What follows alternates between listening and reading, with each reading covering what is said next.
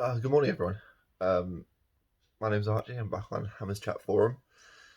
It's been a while for me, but yeah, I want to give my opinions about the Burnley match because it's the first time I've been somewhat angry.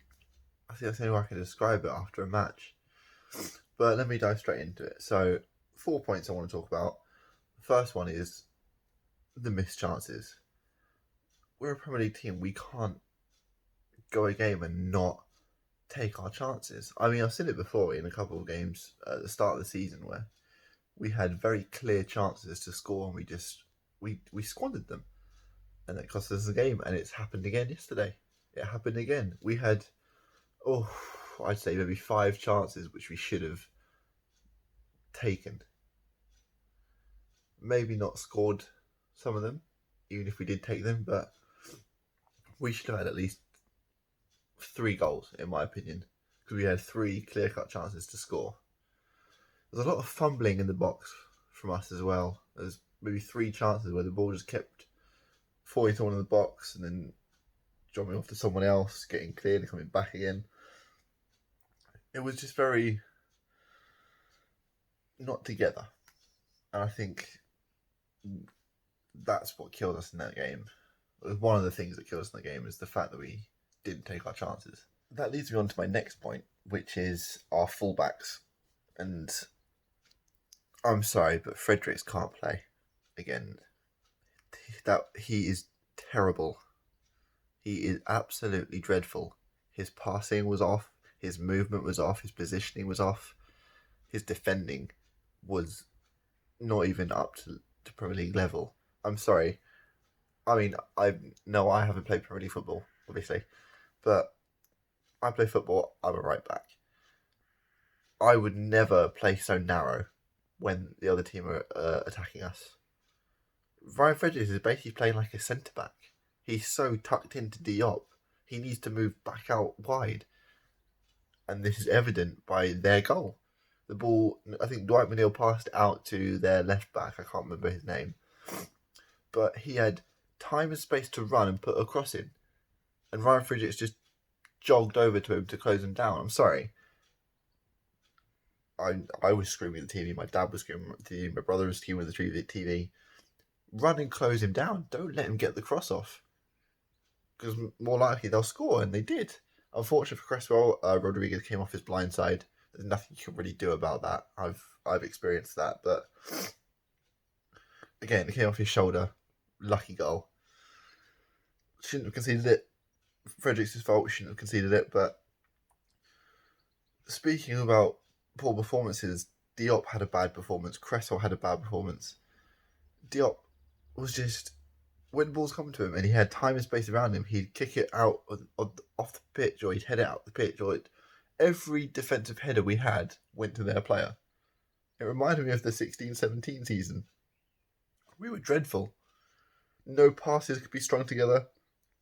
Headers went to their players. Clearances went to their players. It's the same thing that happened again. There's no composure.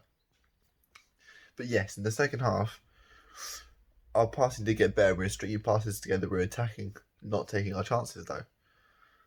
But leading on from that, our crosses. The crossing was terrible. Everything was going to the goalkeeper. Every single one, I think, went to the goalkeeper in some way, whether he caught it or he punched it away. I've never understood crossing the ball swinging it in towards the goalie. Sure, you'd swing it away from the goalie. But yeah, the crossing needs to improve massively. All right, second to last point, fitness. What is our coaching staff and fitness staff doing? We're out of breath after like 35 minutes. I don't understand. They're a Premier League team. They should be able to run around for 90 minutes. Antonio was walking after 50 minutes, and that's after half time, after having a 15-minute rest. I don't understand. Burnley, they weren't puffing. The one thing they did was actually what every team should do, is pressure when you lose the ball. As soon as the ball went to our defence, either from their clearance or from a miscued pass from them, they were pressing us up immediately, sprinting up, closing us down, making us go back to the goalie and kick it out. which ultimately went back to Burnley. And I don't understand why we don't do that. It makes no sense. Finally, this is my last point, guys. David Moyes. I don't understand what goes through that guy's brain. You have 5 substitutions you can make, and you make 2. I don't understand. Bringing Archie on in the 86th minute? Stupid. If you're going to bring on another striker, give him at least 20 minutes to warm up, to play, 10 minutes to get adjusted to the game, and 10 minutes to actually do something. I mean, yeah, he had a chance late on, but even then he shouldn't have touched the ball. He should have left it for Haller, who had more time. Not necessarily more time, but he could have taken it down and passed it off, whereas Yeti just headed it straight away, didn't think, didn't look up, didn't see who was around him. So if you're going to make a sub, you've got to give him time to adjust. But even then, Moyes only made 2 substitutions. He could see that our players were tired. I could see that the players were tired. Why not rest your players that you're going to start and bring on some fresh legs? Keeping them on isn't saving them. Who on the bench are basically bench warmers at the moment. They're not even going to get a game.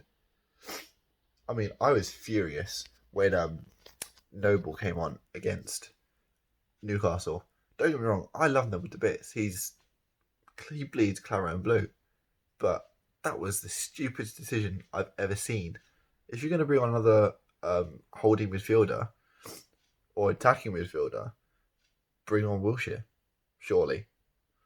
I know he's a bit injury prone, but he's looked good when he's come on. But Noble is slow, lackluster, and he, in my opinion, he's lost it. I know I'm going to get criticism for that, but he has, in my opinion. Yeah, maybe if we're winning 2-0 and is 80 minutes, bring him on. Yeah, he could just secure that defensive effort. But when he comes on, he plays like a number 10, and he's not a number 10. I don't understand that. But yeah, that's all my points gone over. Norwich is such a big game now. I never thought it would be a big game, but we have to beat them. They're bottom of the table. We have to beat them. If we don't beat Norwich, we deserve to go down, in my opinion. I know that's going to draw even more criticism, but they're bottom of the table. We beat them, they're relegated. It furthers our chance to stay in the Premier League. Because when you look at our team on paper, you think, it's a good team. You got some attacking players in there, you got good defence, you got Fabianski in goal, but we just don't step up to it. Yeah, so thank you guys very much for listening to me rant for however long. If you have any questions, you want to talk about stuff, you can put it in the comments. We know having this chat in our forum, everyone wants to get involved. Thank you to Joe and Gonzo for putting me up. Very grateful. Yeah, hopefully see you all soon. Come on, you irons.